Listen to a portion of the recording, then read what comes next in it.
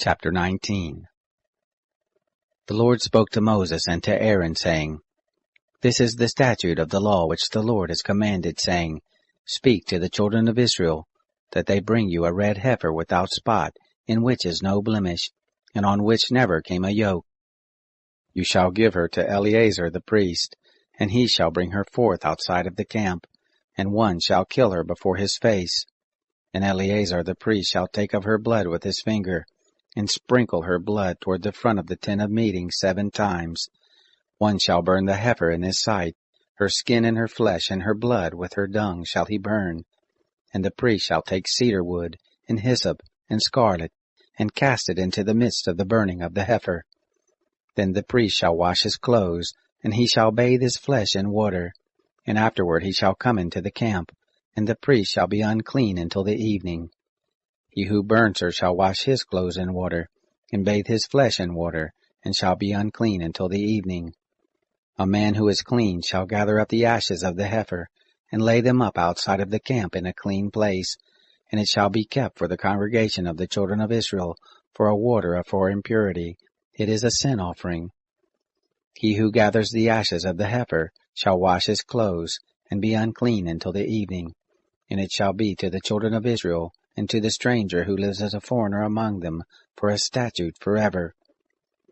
He who touches the dead body of any man shall be unclean 7 days. The same shall purify himself therewith on the 3rd day, and on the 7th day he shall be clean. But if he doesn't purify himself the 3rd day, then the 7th day he shall not be clean. Whoever touches a dead person, the body of a man who has died, and doesn't purify himself, defiles the tent of the Lord, and that soul shall be cut off from Israel, because the water for impurity was not sprinkled on him. He shall be unclean. His uncleanness is yet on him. This is the law when a man dies in a tent. Everyone who comes into the tent, and everyone who is in the tent shall be unclean 7 days.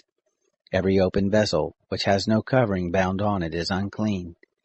Whoever in the open field touches one who is slain with a sword, or a dead body, or a bone of a man, or a grave, shall be unclean 7 days.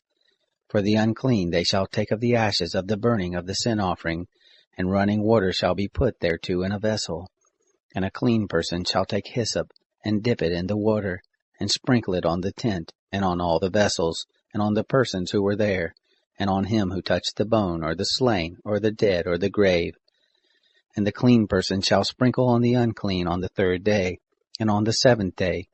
And on the 7th day he shall purify him, and he shall wash his clothes, and bathe himself in water, and shall be clean at evening. But the man who shall be unclean and shall not purify himself, that soul shall be cut off from the midst of the assembly, because he has defiled the sanctuary of the Lord. The water for impurity has not been sprinkled on him. He is unclean. It shall be a perpetual statute to them, and he who sprinkles the water for impurity shall wash his clothes, and he who touches the water for impurity shall be unclean until evening. Whatever the unclean person touches shall be unclean, and the soul that touches it shall be unclean until evening.